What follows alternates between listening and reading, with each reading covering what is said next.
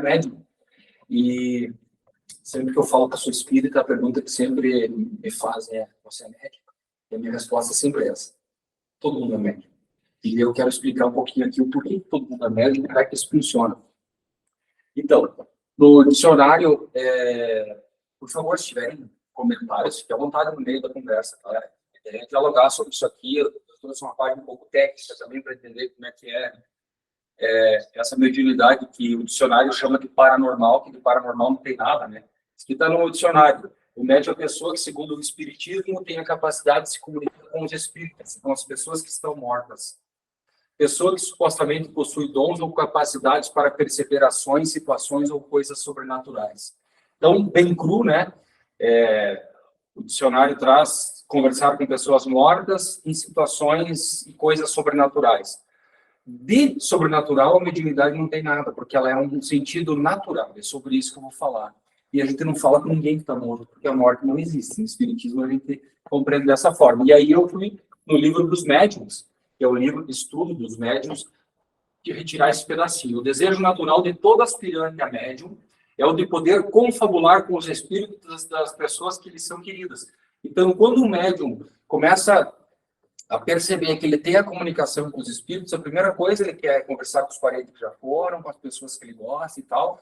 Só que não é bem assim, porque, segundo o Kardec no livro, diz o seguinte: tem que moderar a sua impaciência, porque a comunicação com um determinado espírito apresenta muitas vezes dificuldade material e aí torna isso impossível ao principiante.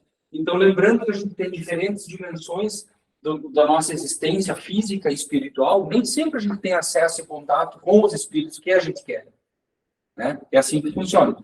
Para que o espírito possa se comunicar, é preciso que haja entre ele e o médium relações fluídicas, que nem sempre se estabelecem de forma instantânea. Então, a gente vem aqui para a casa espírita trabalhar numa mesma mediúnica ou num atendimento, eu preciso. Tudo bem? Eu vou gostar 100%. Não tem problema. É só porque... Então, a gente vem aqui na casa espírita trabalhar como médium e demora tempo até você conseguir aquele contato com aquele espírito superior, por uma série de fatores. O primeiro é que a gente não está no mesmo plano que ele. Então, a gente tem dificuldade de frequência. É como um rádio, né, no carro. Você tem uma frequência e não consegue sintonizar aquela rádio que você quer, você demora um tempo para entrar em sintonia emissor-receptor.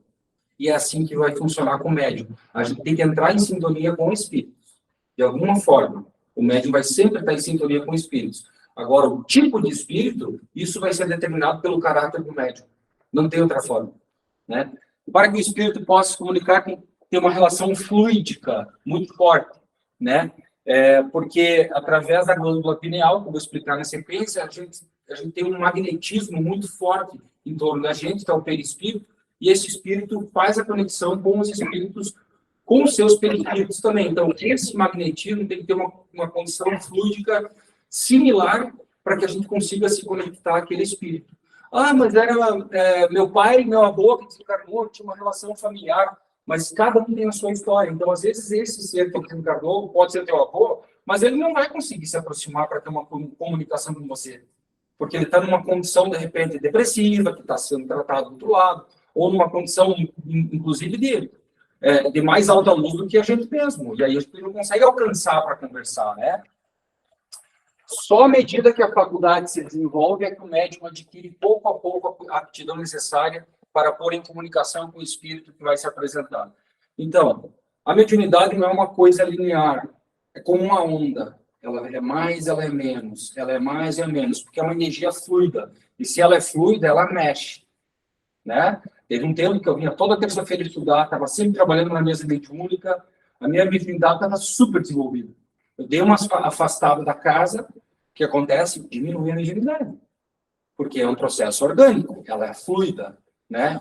Eu combinei a data com a Priscila para fazer essa palestra, começou a voltar. Por quê? Porque você coloca o pensamento em sintonia com aquilo que você está se predispondo a fazer. E aí os espíritos voltaram a auxiliar naquele processo.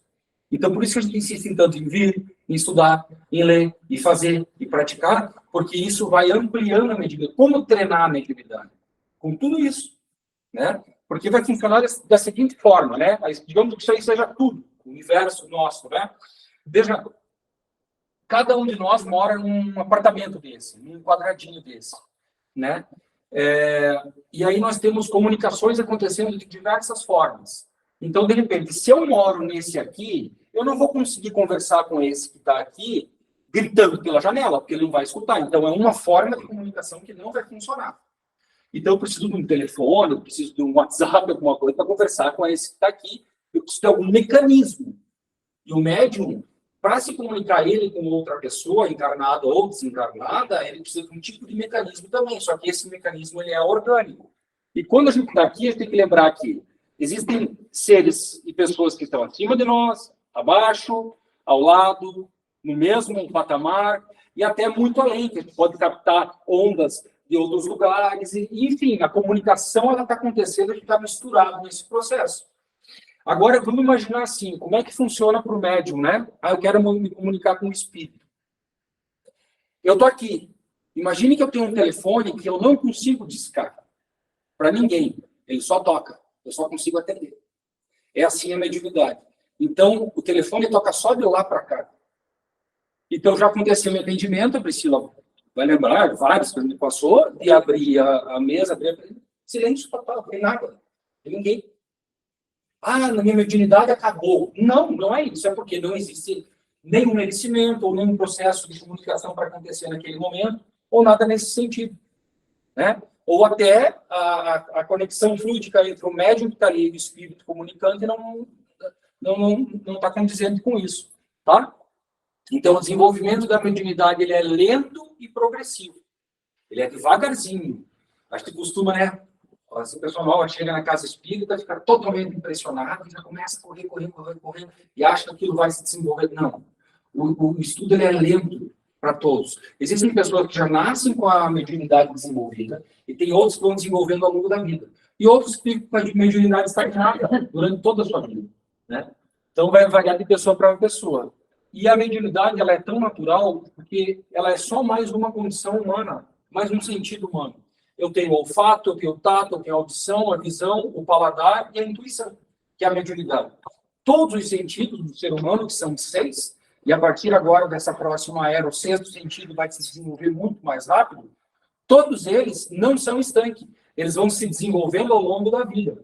Então, quando eu chego nos 50, 60 anos, o meu paladar ele já é muito mais aguçado do que de uma criança, que já experimentou muitas coisas. Assim acontece com a visão, com a audição e com a intuição. Tá? E como é que eu alimento a minha intuição? Com informação e treino, né?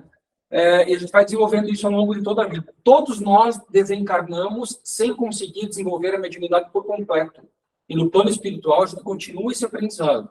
Todo mundo. A gente vai ser ultra médium, enxergar tudo nessa encarnação. Não. É um processo que a gente vai aprendendo e no desencarne isso continua. O trabalho não para. O próprio Chico, né, que era um dos grandes médiuns do Brasil, que já nasceu com a clarividência, ele continua o trabalho no plano espiritual de desenvolver a sua mediunidade lá também. Né? Agora ele começa a escrever de lá para cá. A relação entre o médium e o espírito comunicante ela é construída aos poucos. Os espíritos precisam saber até onde podem confiar no médium que está encarnado.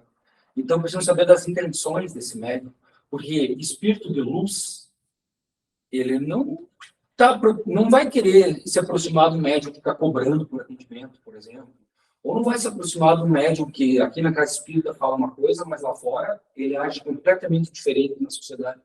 Porque o pensamento do médium é o espírito dele. E o espírito dele está imprimindo no fluido cósmico universal a história de tudo que ele está pensando e fazendo. E aí os espíritos superiores vão se aproximar somente daqueles médiums que tiverem um pensamento mais elevado, um caráter, né? E aí, normalmente, espíritos de luz se comunicam como anônimos.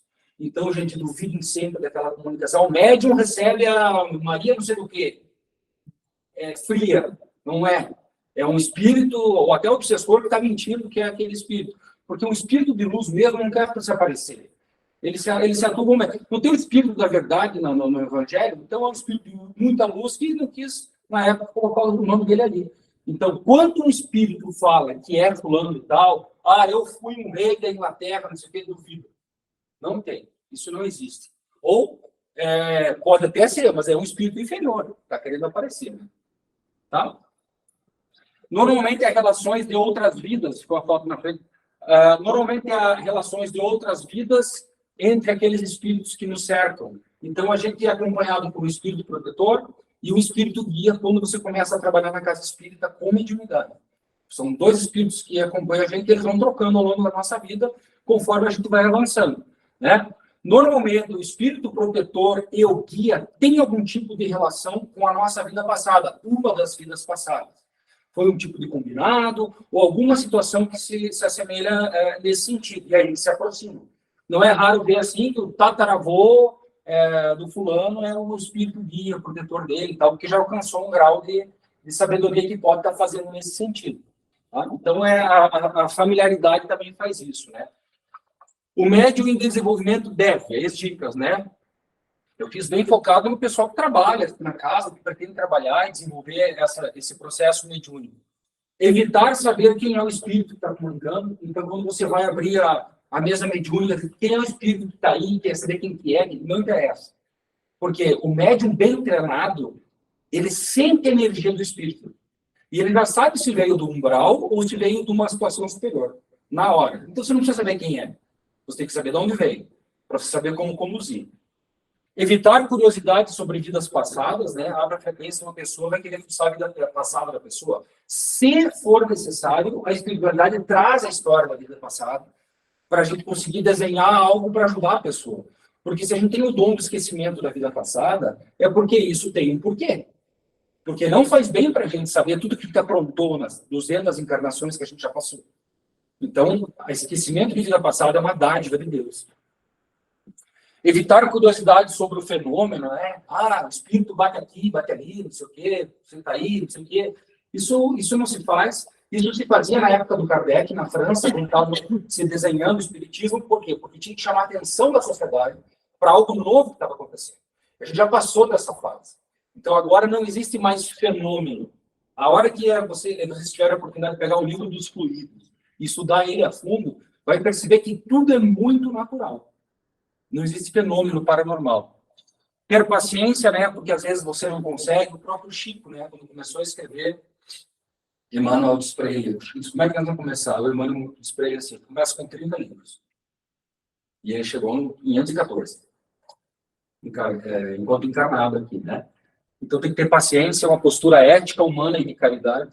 O espírito superior, ele se aproxima de quem é ético, de quem tem coração com os outros e quem ajuda as pessoas. Orar e vigiar em pensamentos, palavras e ações, que foi exatamente o que o colega leu ali na abertura. O tempo inteiro a gente tem que se controlar, por quê? Quando você está trabalhando na casa espírita, eu falei que a mediunidade, ela vem. Quando você vai para casa dormir, ela não vai embora. Ela está contigo durante o dia. E aí, se você se estressa durante o dia, a mediunidade está aflorada, você vai aproximar de você espíritos que também estão na mesma frequência. Então, se você for agir de uma maneira errada na sociedade, espíritos errados se aproximam, e o pior, você vai perceber a presença. E é uma energia muito ruim quando eles se aproximam. Agora, se você leva uma postura ética, humana e de caridade na sociedade, você vai perceber a presença de bons espíritos o tempo inteiro com você, acompanhando. Isso é maravilhoso. Evitar ingerir carne vermelha em dias de exercício espiritual. Somente quando for trabalhar trabalhando de mesa, um trabalho que exige um pouco mais do médium, assim, ou principalmente no hospitalzinho aqui, evitar carne vermelha. Porque a carne vermelha, ela tem, infelizmente, da maneira que matam os animais, ela fica impregnada de energia que não é benéfica. E a carne vermelha demora muito tempo de sair do organismo. E já nos estudos já observou que a energia... Porque, veja, o boi tem perispírito também. E a energia acaba ficando no corpo físico, que é o animal irracional. E aquela energia, quando a gente ingere, às vezes acaba atrapalhando o processo de comunicação no trabalho mediúnico, né? Tá? E estudar muito. Isso não tem... A gente não para de estudar nunca, né? Mesmo eu, quando não venho aqui na casa, que me acompanha, eu estou em função dos livros, eu gosto, você chama da palestra, porque eu me obrigo, né? Buscar um assunto, ir atrás dos livros e estar estudando, né? Todo médium bem intencionado acabará por atrair a simpatia dos bons espíritos. Então, como começar? Ser bem intencionado. Vim ajudar na casa espírita. Automaticamente, os espíritos bons e superiores, eles acabam se aproximando das pessoas que fazem isso. E como é que funciona a mediunidade? Então, ela é de ordem orgânica, ela se conecta no ser humano através de uma glândula chamada de glândula pineal, que fica localizado nessa região aqui. É basicamente a região onde conecta o nosso espírito, o perispírito, com o corpo físico, né? A conexão total dela, ela é ali. Ela é a glândula responsável pelas sensações do nosso corpo e é onde acontece o contato com o plano espiritual. Então, se o ser humano já nasce, e cada ser humano nasce de forma diferente, com a glândula já hiperatrofiada, ela já vem desde criança já com a mediunidade aflorada. Né? Se não, ela nasce com a glândula normal, entre aspas, você pode ao longo da vida trabalhar essa glândula, através de tudo isso que eu venho falando, para ela se aflorar cada vez mais, ou simplesmente ficar daquele jeito. A diferença é que quem já vem com a glândula aflorada de criança, já vem como missão exercitar a mediunidade. Então é um pouquinho mais de obrigação para exercitar do que aqueles que não vêm com ela aflorada. Mas a mediunidade, aí no título da fala de hoje, né? Somos todos médiuns, porque todos nós temos a glândula pineal. Todos os seres vivos. Nós, um papagaio, um macaco, um cachorro, um gato, todos têm a glândula pineal. A diferença é que nós temos o discernimento das coisas, enquanto os animais não. Por isso que, por exemplo, ter cachorro, ter gato em casa é muito bom. Porque pode perceber, quem tem gato, tem esses animaizinhos, né? Quando você chega estressado em casa, a glândula está agindo com o magnetismo de uma forma negativa, e os animais estão sempre neutra, porque o bichinho não pensa mal do outro, não tem um raciocínio para fazer maldade, né? Eu tenho meu gatinho lá, às vezes ele pega um passarinho, matou um passarinho, foi bandido, o gato, não, é o instinto dele, então não faz por mal. E a glândula dele está sempre filtrando para o bem, né? Conectando, né? A energia. Então, você chega estressado, o bichinho se aproxima de você, e ele fica próximo de você, ele filtra as energias por você. E você acaba se conectando com ele desse jeito. Então, é muito bom esses animaizinhos perto para fazer isso. Então, a glândula pineal acontece a comunicação do médium com o espírito comunicante. Então, nós somos em três, né? Nós temos o espírito, o perispírito e o corpo físico. Vamos trabalhar aí na mesa mediúnica, por exemplo. O que acontece? A gente vai desacoplar, vamos chamar assim, basicamente tirar um pouquinho o perispírito do lugar. Você faz isso com os treinos, os toques dos dedos, quem trabalha na mesa mediúnica vai lembrar disso. E aí esse perispírito se elevando um pouquinho, a glândula pineal se expande, o seu eletromagnetismo um pouco maior, né? O eletromagnetismo, nem chamam de aura, né? O ser humano vai variar 60, 70 centímetros, né? Chico Xavier tinha 6 metros de aura, né? Aí está falando de outro tipo de espírito, né? E aí esse perispírito que vai se comunicar com o perispírito do espírito comunicando. Então não é fácil. Tem que ter uma condição fluídica semelhante aqui, ou você está aberto para esse processo, para que se faça comunicação. Aquela história assim, pode encarnar um espírito no médium ali, isso não existe. Entrar um espírito em outro corpo. Isso é uma forma de se falar só. O que acontece, o espírito está próximo, às vezes nem está do lado, mas está numa situação similar, e eles, basicamente, é uma comunicação via pensamento, é telepatia. É uma comunicação telepática entre o perispírito do médium e o perispírito do espírito comunicante. Né? É assim que acaba funcionando. Mestres da yoga definem essa glândula pineal como o terceiro olho. Então, na yoga, né, tem todo o símbolo na Índia, os símbolos que coloca aqui o terceiro olho, justamente para representar a glândula pineal, que em linha reta, bem no centro do cérebro, está a glândula pineal, que é o terceiro olho que aí no budismo chama do terceiro olho para o autoconhecimento e tal, né, que basicamente vai falar a mesma coisa. No livro Missionários da Luz, o Chico, o André Luiz, aliás, né, fala da pineal. Ela é citada como a glândula da vida mental, o mais avançado laboratório de elementos psíquicos da criatura terrestre. Pela glândula pineal, o médium pode captar e transmitir energias. Então, a gente está o tempo inteiro trocando energia com o universo pelos 7 chakras. Tá? Mas eles estão conectados em espiral e tudo sai pela pineal e volta pela pineal. Né? Então, do corpo, das sensações. Então, quando você vai dar o passe na pessoa e percebe que está preocupada, você vai com a mão aqui, ela vai receber energia por aqui. Mas o perispírito dela vai passar pela pineal lá dentro. Né? Então, não, vai botar o passe sempre aqui. Não, o passe é nas regiões certas. A angústia vai trabalhar o coração, a raiva vai trabalhar aqui no umbilical, e assim sucessivamente. Mas a energia do perispírito, lá no perispírito, ela acaba passando pela pineal, porque o perispírito é o caminho que vai mediar o corpo físico com o espírito. E o que acontece no espírito reflete no perispírito, acontece no corpo físico também. Então, cara, o cara se suicidou com um tiro na cabeça. Aquela marca no perispírito permanece para depois.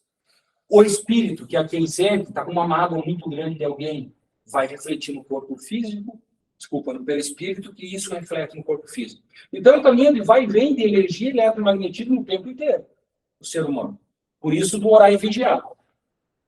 E essa glândula tem 8 milímetros de comprimento e funciona como um relógio interno. E aí aqui dá para observar bem, né, o eletromagnetismo o tempo inteiro, como ela está com a energia fluídica girando. O universo espiritual age pelo campo eletromagnético. A pineal capta informações de eletromagnetismo do universo em geral. Ela não distingue encarnado e desencarnado. Como eu disse, até o papagaio tem a glândula pineal, mas ele não é racional, né? Então, para haver comunicação, tem que haver julgamento por parte do médium. Então, por isso que é importante o estudo. A hora de você sentar, se concentrar e abrir a comunicação no plano espiritual, você tem que ter discernimento e julgamento. Quem é esse espírito? Que tipo de energia ele emana? Como que é? O que quer comunicar e de que forma? E lembrando, como eu vou falar na sequência, tem diferentes tipos de mediunidade. Uns enxergam, outros ouvem, outros é psicografia, outros é incorporação, que é a conexão, né? Essa palavra não existe, a conexão com o espírito vai variar. Então, você é um processo de autoconhecimento. Você se descobrir qual é o teu caminho, nesse sentido, né? E aquele que já nasce com a mediunidade desenvolvida, o processo é um pouquinho diferente, porque já vem com uma missão, e aí não tem escolha. E aí eu dou o exemplo de um rio e de um lago, porque a energia da pineal é assim, se ela já está desenvolvida, ela precisa ficar trocando eletromagnetismo o tempo inteiro. Como que eu faço isso? Trabalhando no passe, trabalhando na mesa mediúnica, ajudando as pessoas, trocando eletromagnetismo. Se eu não faço isso, o que acontece? A energia para, e aí fica água escura. E aí isso acaba por prejudicar a pessoa. Então, quem já vem com a mediunidade desenvolvida tem que estar tocando energia para frente para receber energia nova. É como um rio, porque aí a água vai ficar sempre cristalina. Percebe a diferença? Tá? Como que atua mediunicamente na casa espírita? São 7 etapas, né? Então, vai variar de todas as formas. Todas essas 7 etapas na casa espírita demanda exercício de mediunidade e prática. Auxílio em geral. Às vezes tem uma pessoa desesperada que vem aqui fazer um atendimento fraterno. Você está usando a mediunidade para receber a intuição do plano espiritual para saber o que falar para a pessoa. Então, tem que usar a mediunidade para isso. O passe. Você está recebendo intuição do que aquela pessoa tem. Você coloca a mão, você já percebe que ela não está muito legal nessa região. Então, você está exercitando a mediunidade. Hospitalzinho. Mais forte ainda, né? Você começa a sentir a dor do outro. Isso é muito comum quando atua na mediunidade. Você sente a dor do outro. Isso me prejudica? Não. Você está só naquela sintonia. Você entra naquela sintonia e percebe a dor do outro. Mas se você acha que é a tua, você já vai entrar em parafuso. Por isso que é importante o estudo. Você conseguir distinguir qual é a tua dor e qual não é a tua dor. Porque às vezes você trabalhou de pé o dia inteiro, chega aqui, tá com dor nas pernas, tem que trabalhar de pé no hospitalzinho. Aí vai fazer um passe na pessoa, dor nas pernas. Você acha que é da pessoa? Não. Aquilo é teu. Então é muito, muito importante distinguir o que é meu e o que não é meu. Por isso o autoconhecimento. Normalmente a gente tem as mesmas dores, né? É corriqueira. Já conhece. Se surgiu uma coisa diferente, assim acontece no atendimento da mesa mediúnica. Qual é o pensamento meu e qual é o pensamento que veio do plano espiritual? Aí tem uma diferença, né? Aí o médium que escuta, o médium que vê, porque você enxerga a mediunidade de evidência, é como você enxergar com o olho fechado. E o que é teu pensamento e o que é o que os espíritos estão passando? Só com paciência, estudo e tempo para conseguir distinguir uma coisa para outra. Essa era a minha maior dúvida. Na época que a gente estudava, eu comecei no Espiritismo e a Fátima, o Edson passaram para nós todas as informações e a Fátima me disse isso, olha, a hora que você conseguir distinguir as imagens do que é teu e o que é passado para você, você chegou num lugar assim que é o lugar certo para... Isso não é fácil, você vai com o tempo exercitando, né, e com autoconhecimento. A evangelização, a palestra, isso que eu estou fazendo aqui, a gente é intuído, não só agora, mas no processo de estar construindo essa palestra, o porquê desse tema. E assim, gente, quando vocês forem trabalhar na casa espírita, ou com mediunidade, enfim, se for usar a mediunidade para ajudar as pessoas, tem muita gente desencarnada e encarnada que não quer isso para você. Porque é uma coisa boa, às vezes a situação de inveja, às vezes a situação de não querer que o planeta evolua, você acaba sofrendo muito com isso. Várias vezes que eu já vim aqui para preparar a palestra, a gente sofre algum tipo de assédio nesse sentido. Agora, dessa vez, tudo que eu passei para chegar aqui hoje, vocês não têm noção. Então, eu não sei porquê, mas isso que vocês estão vindo aqui, encarnados e encarnados, era para estar ouvindo mesmo. Foi na raça para conseguir trabalhar esse assunto aqui. Tinha muito espírito obsessor interessado que eu não falasse isso que eu tenho para falar aqui hoje para vocês. Tá? Então, eu fico até feliz que vocês estão aqui. Então, esses são basicamente as 7 formas de se atuar na casa espírita, né? Mesa mediúnica, palestra, atendimento fraterno, evangelização, aí das crianças também, né? Hospitalzinho, o passe ou sempre de uma maneira geral. São as 7 frentes de trabalho de uma casa espírita para que ela se mantenha ativa e acompanhada pelos espíritos superiores. Importante fazer um parênteses aqui para falar dos vícios, né? Porque a hora que a pessoa resolve ser médium, atuar como médium, se doar como médium, e eu falo que ela tem que ir lá na sociedade ter uma postura ética e com muitos cuidados, de orar e vigiar, a gente tem que cuidar dos vícios. E aí é muito importante, isso eu tirei do livro, Somos Todos Médios, inclusive o livro, que ele fala no capítulo sobre os vícios, eu achei por bem trazer. Então, a toxicidade dos vícios, como cigarro ou álcool, se impregna nos tecidos sutis do perispírito em função da dependência do espírito. Então, esse é o corpo físico, esse é o perispírito que transmite o impulso e esse é o espírito que pensa. Então, pensamento, sentimento, emoção é do espírito. Saudade, raiva, ódio, amor é o espírito, né? O que acontece? Raiva vai me dar uma dor no fígado. O que acontece é a energia da raiva do espírito passou para o perispírito e, se não tratar com o tempo, ela acaba executando no corpo físico, né? E aí tem que tratar as diferentes formas, tá? Então, a questão do vício, basicamente, é fumar, por exemplo. Quem tem vontade de fumar é o espírito. Então, se desencarnar, ele vai querer fumar no plano espiritual também. Então, o espírito tem vontade. Quem fuma é o corpo físico.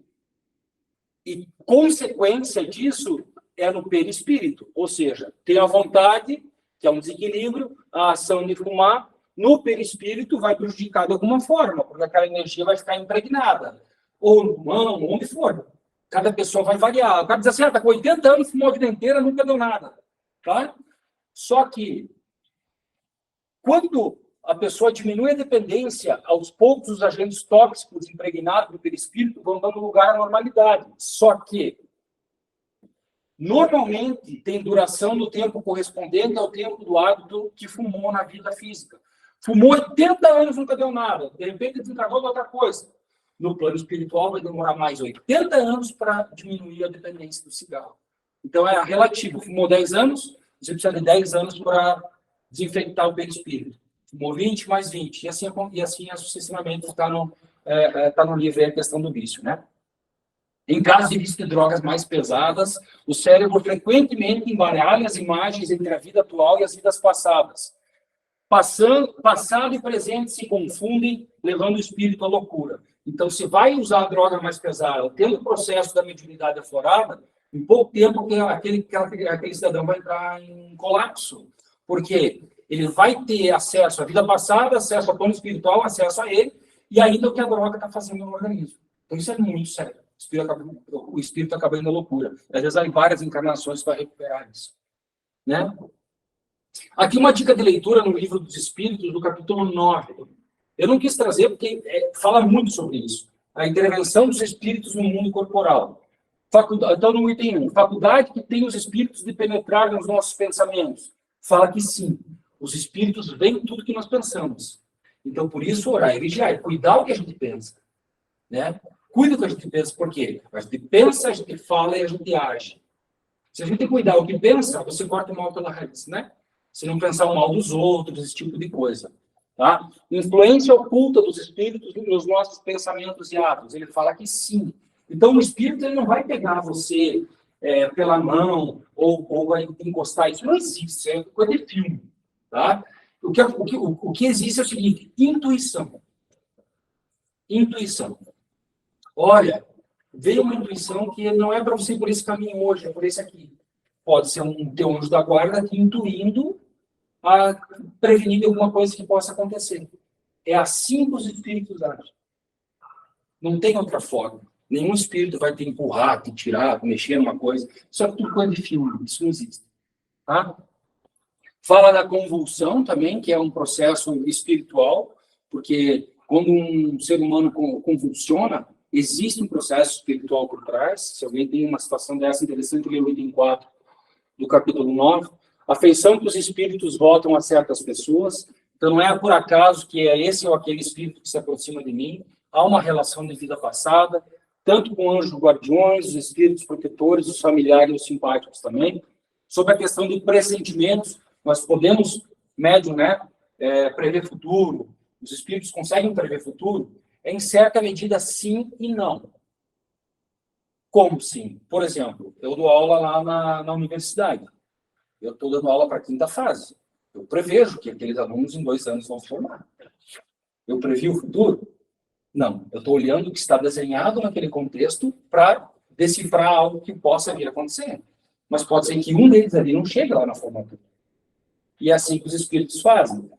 Vamos imaginar assim, a gente está caminhando aqui. Os espíritos estão caminhando no alto daquele prédio que eu mostrei. Eles enxergam lá na frente o que nós não enxergamos. Então, se nós estamos indo aqui, ele vê lá na frente que tem um buraco que você vai cair. É isso que é o prever o futuro, que é o pressentimento. O pressentimento é a intuição que o espírito vai trazer para a gente. Influência dos espíritos nos acontecimentos da vida. Tem com a intuição, como eu falei. A ação dos espíritos sobre os fenômenos da natureza. Meu amigo estava falando das tempestades e coisa. Tem, né? Existe sim um processo. Às vezes, quando a gente está numa época de política, né? Um momento, toda a sociedade entrando em colapso, aquele absurdo, aquela energia ruim, as tempestades vêm com muito mais força para fazer a limpeza atmosférica de tudo que está se pensando. Porque quando a gente pensa, a gente projeta no plano astral aqueles pensamentos. Isso é um pensamento depressivo, um pensamento de coisa ruim, aquilo se soma com o coletivo e precisa de uma tempestade, às vezes, até eletromagnética, para estar limpando todo esse contexto. Jamais devemos pagar, cobrar por qualquer tipo de atividade mediúnica. O que recebe de graça, deve dar de graça. Sempre. Existem médiuns por aí, leitor de mão, jogador de tarô, não sei o que, etc., ou outras coisas que faz atendimento, que cobra. Não vão. E se alguém pensa em fazer isso, esqueça. Por quê? Não tem como um espírito superior de luz auxiliar um médium encarnado porque está recebendo dinheiro. Isso não faz sentido. O que aquela pessoa que faz um atendimento mediúnico e cobra tem é um obsessor que joga umas migalhas de verdade para a pessoa ficar impressionada para que depois de 30 dias, 60, 90, fique voltando dando mais dinheiro para aquele médium. E ele vai se alimentando disso. É um ciclo vicioso. Observe quem já foi em algum lugar desse, que sempre você vem com uma informação, como é que sabia daquilo e tal, porque quando você tiver uma baixa, a intuição boa, nem tão boa, vai vir para você voltar lá e levar mais dinheiro. E assim fica naquele ciclo. Obsessor, médium obsediado, e a pessoa que fica voltando naquele ciclo lá, entregando dinheiro. É assim que funciona o processo da mediunidade paga. Não entre nesse ciclo, aconselhem as pessoas a não entrar, porque não faz bem para ninguém. E é interessante que a gente olha no Brasil, e aí tem no livro do Chico lá, Coração do Mundo, Padre Evangelho, sobre a questão das regiões, né? Dos atendimentos de médiums. Nós temos médiums encarnados na região sul, onde a desobsessão é o principal trabalho nosso. E pode observar que pouco se faz psicografia aqui. Quando acontece, o telefone toca lá para cá, de vez em quando, para o merecimento da pessoa. Senão é 90% trabalho de obsessão, e são assim todos os médiums da região sul do Brasil. Já no Triângulo Mineiro, que é a região do Chico, é psicografia. Lá quase não se faz trabalho de obsessão. Isso é por causa de um karma, né? Eu não gosto da palavra, o espiritismo não usa, mas um karma histórico, né? Veja que na região sul do Brasil, a gente é descendente de italiano, alemão, e nós temos uma herança de guerra muito forte dos antepassados. E isso vem uma carga energética muito forte em cima disso, com obsessão de vidas passadas. Por isso que a gente atua com um trabalho muito forte nessa área aqui, para que as pessoas consigam se livrar disso. E, não, mas a guerra foi há 50, 100 anos atrás. Mas o que é 100 anos no plano espiritual que não tem data, que é uma eternidade, né? Tá? Então, tipos de médiums. Existe a mediunidade intuitiva, a semimecânica e a mecânica. A intuitiva é quando o médium, ele é diferentes tipos de expansão da glândula pineal. A intuitiva é quando o espírito não atua sobre a mão, aqui na psicografia, né? Quando o espírito não atua na mão do médium, né? Ele atua sobre a alma, dando intuição. E aí o médium escreve com as palavras dele o que ele está sendo intuído. Tá? Já a psicografia semimecânica, o médium sente uma impulsão na mão e, ao mesmo tempo, ele tem consciência do que ele está escrevendo, são com as palavras dele também. A grande maioria dos médiums são assim. E a mediunidade mais rara, que era o caso do Chico, são pouquíssimos que tem no Brasil hoje, é o espírito atuando diretamente na mão do médium. O médium pode, inclusive, olhar para o outro lado, que a mão dele vai continuar escrevendo, ele nem sabe o que escreveu, depois que ele vai ler. Essa é rara. Assim. Eu não sei se tem 10 médiums no Brasil hoje com a mediunidade psicográfica mecânica. Tá? O Carlos Bacelli é mecânico, o Chico era mecânica, não lembro de outro que eu posso falar assim. A gente fez aquela viagem para Minas aquela vez, para fazer os cursos de psicografia lá, os estudos, a gente visitou mais de 10 médiums psicográficos. Todos eles variavam nisso aqui. A gente conheceu e conversou com médiums semimecânicos, com os intuitivos, e o único que a gente viu lá que é mecânico foi o Carlos Bacelli. Tá? Então, varia bastante nesse processo, mas a grande maioria está nos dois primeiros aí. Né? Júlio de Carvalho? Júlio de Carvalho? Eu não sei. Eu não sei. Não sei mesmo. Né? Pode ser mais um que seja mecânico, né?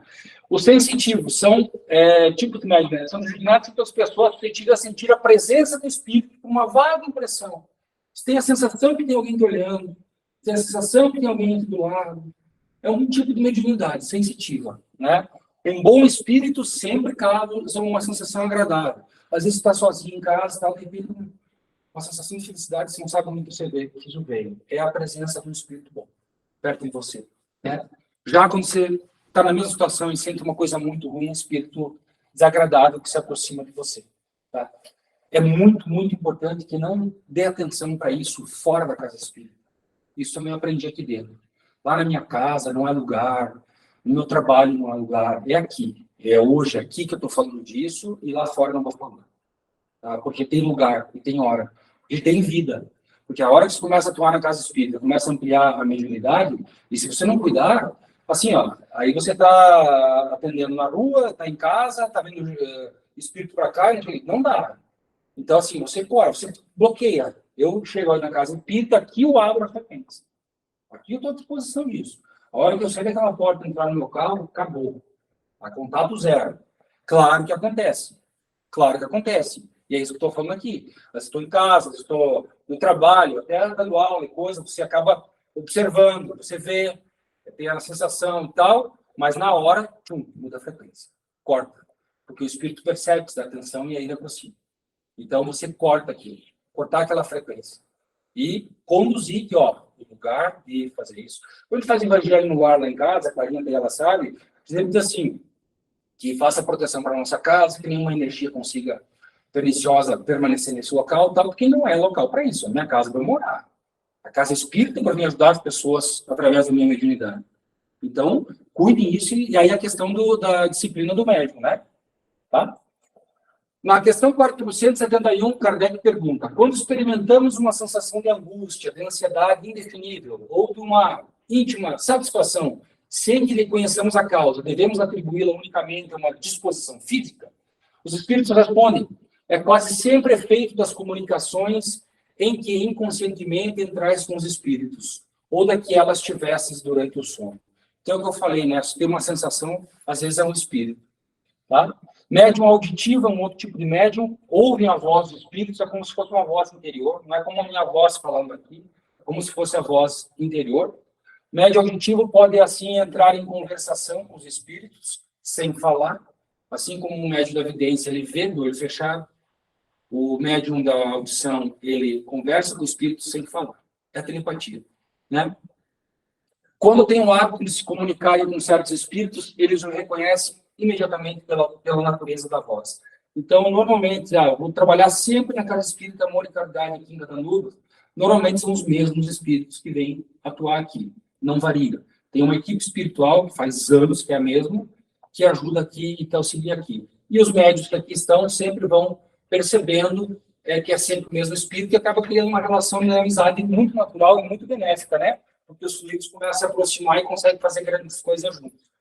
O médium falante é aquele médium que, quando tem a incorporação, ele começa a falar até com a voz do espírito, o tom de voz do espírito. Mais uma vez, não entrou no corpo do médium o espírito, ele se conectou telepaticamente, e o médium, por ser falante, ele acaba falando o que falaria.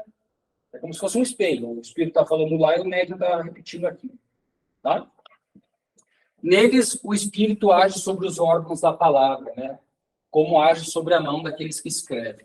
E o vidente é aquele que vê espíritos, né? Ele consegue ver a presença dos espíritos ali. Para alguns, essa faculdade se manifesta num estado normal, quando estão acordados, conseguem ver, perceber, tem um espírito assim assado ali, e conserva a lembrança. Para outros, isso só acontece no sono. Existem muitos espíritos, médiums com vidência, que só conseguem enxergar no sono.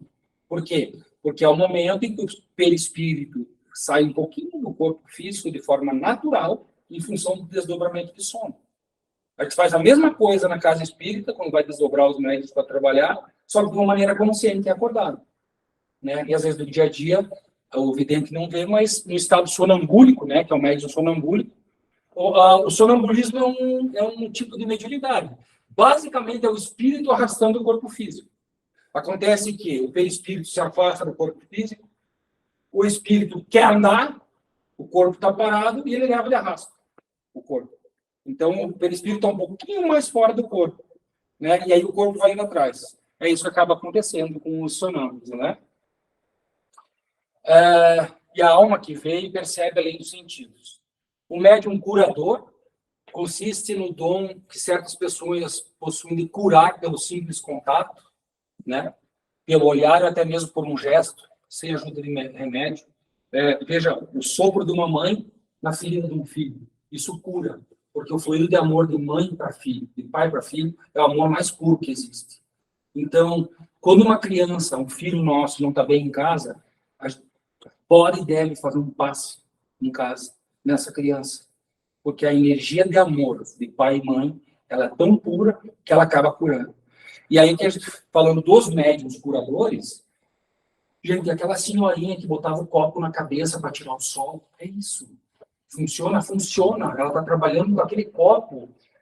A intenção de retirar uma dor de cabeça que está impregnada no perispírito. E resolve. Então, ela é um médium curador. Mesmo sem saber que ela é um médium curador. Tá? Então, existem vários, né? Vários médiuns curadores, né? Aqui os tipos de médiuns psicográficos, né? São 3. Eu já falei antes, né? Aquele outro exemplo que ficou melhor, né? O intuitivo, o semi-inconsciente e o inconsciente. É a mesma coisa, tá? Muito bem, a mediunidade jamais deve ser uma profissão, porque ela é uma missão. E por que a mediunidade não pode ser uma profissão?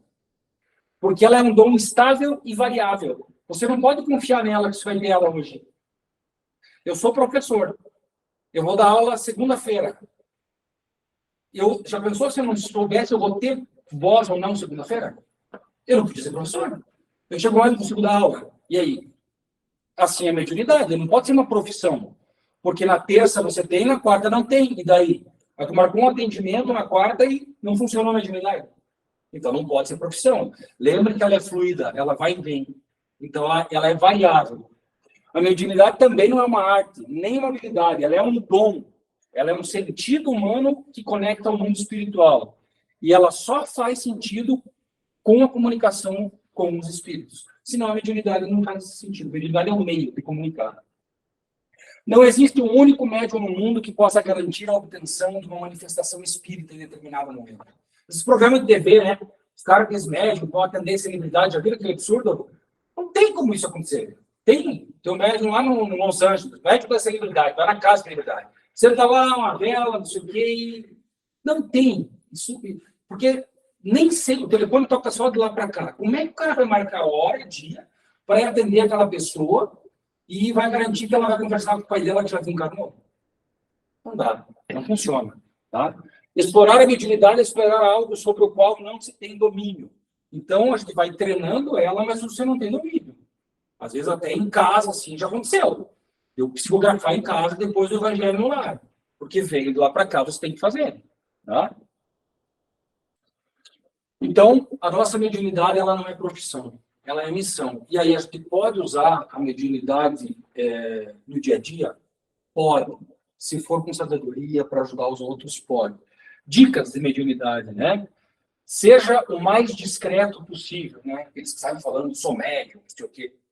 Também está fora, porque nenhum espírito do bem vai se aproximar de um pavão desse. Não existe isso. Tá? Evite comentários pessoais em torno das suas faculdades mediúnicas. Eu sou médium, enxergo espírito. Tá? Não, está se achando. Nenhum espírito do bem vai se aproximar de uma pessoa que sai se achando desse jeito. Não provoque palavras elogiosas para você. Confie nos espíritos e submeta tudo ao crivo da razão. Duvide de toda informação que vier, tudo. Lembrando que espiritismo é ciência, religião e filosofia. Então, quer entender o lado científico da mediunidade, tem que pegar os livros, tem a dica na final da palestra, para ver como é que acontece esse processo, através do processo científico. Tá? Vacine-se contra a vaidade. Jamais queira privilégios por ser médium. Aprenda a ouvir mais do que falar. A prática da caridade é o caminho de conexão com os espíritos mais superiores. Quanto mais caridade, mais conectado ao plano espiritual. Não tem outra forma. Outras dicas. As trevas têm 1000 maneiras de se fazer cair. Deu exemplo. Para me chegar nessa palestra hoje, foi batalhado. E assim, vocês vão se propor a fazer algo que vocês exercitem a mediunidade, se preparem. Tem que se proteger, tem que ter consciência, focar naquilo ali, não interessa os gritos que vêm ao redor de você, porque tem muito interesse em fazer você não evoluir e o planeta não evoluir. Tá? Toda vigilância ainda é pouca. Quem aceita o primeiro suborno começa a se vender por inteiro. Tudo gratuito. Ele tem que ser doado de maneira grátis. O médium é um mero instrumento. Quem faz tudo é o espírito. Exemplo, Chico Xavier escreveu 500 e poucos livros. Nunca ganhou um pílula com nenhum. Porque ele disse que não foi, ele escreveu. E não foi. Tá? Lembre-se, você é médium e espírita. Então, não é... A mediunidade não é algo só dos espíritas. É de todos os seres humanos. Só que nós, na hora que a gente segue a doutrina espírita de Kardec, cristã, tem que lembrar que a gente é médium e espírita. Porque existem médiuns que não são espíritas. Existe uma diferença ali. Né? Por exemplo, o espírita sabe que ele nunca vai conseguir se comunicar com espíritos de uma dimensão muito alta ou distante. Por quê? Porque existe um processo de conexão que é escada hierárquica. Tá? Estudar sempre, dignificar o seu lar e sua família para criar uma energia boa. O alicerce do edifício da mediunidade se chama caráter. A pessoa de bom caráter, ela é um excelente médium. Perguntas frequentes que normalmente fazem, o que você está trazer, né? Mediunidade é só para espírita? Não. Todos os seres vivos são médiums. Um padre católico é médium. Uma pessoa, um ateu é médium. Todos são médiums. Tá? No sentido que todos têm a glândula pineal e são sensíveis de diferentes formas.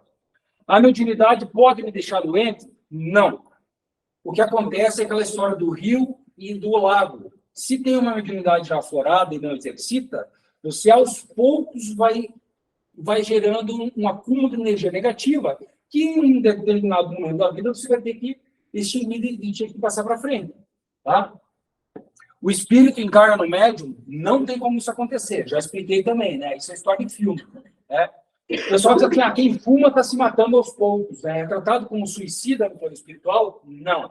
Mentira também. Não existe padrão para isso. Às vezes o cara realmente, né, usou droga pesada, tal, queria se matar, é uma história. Vai ser tratado como suicida no plano espiritual. A pessoa tem medo, né? A suicida vai para o inferno. Não.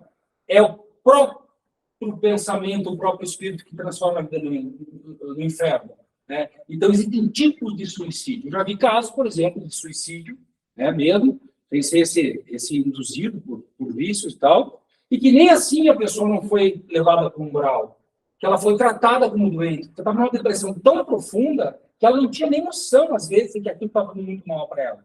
Então, cada caso é um caso. Vamos esquecer essa história desses padrão, né? Quem fuma continua fazendo isso depois que desencarna? Depende, eu falei, né? Às vezes a pessoa, a vontade continua no espírito. Médiuns podem prever o futuro? Depende. Lembra o exemplo que eu falei da formatura? Na verdade, é uma interpretação do que está desenhado no plano astral que eu estou fazendo, uma interpretação daquilo que pode acontecer depois. Só que a rota pode mudar, porque tem livre-arbítrio, a gente tem que constrói o nosso destino. Posso usar a minha mediunidade no dia a dia? Sim. Como? Veja, eu estou lidando lá na universidade sempre com muitos jovens. E às vezes eu estou dando aula e eu percebo que, por exemplo, uma menina que não está muito legal. E eu uso a mediunidade para identificar que ela está com dor de cabeça ou que ela está com uma angústia muito grande em função de uma briga familiar, coisa assim. Eu uso a mediunidade para identificar isso. E aí, para mim, sentar e conversar com ela e ajudar ela. Olha, está tudo bem na tua casa? Entendeu? Assim, é legal usar a mediunidade. E os espíritos incentivam que se use, porque é uma forma despretensiosa e no nosso trabalho a gente consegue ajudar alguém.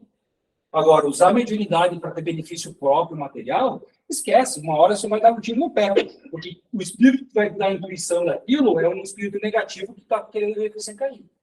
Então, usar a mediunidade é assim. E não como curiosidade ou para se comunicar com os espíritos, tá? Como saber se eu estou tendo uma experiência mediúnica? Ou aí, só para o estudo do tempo, né? Identificar o que é voz de espírito, o que é voz de encarnado. Identificar o que é imagem de espírito, o que não é.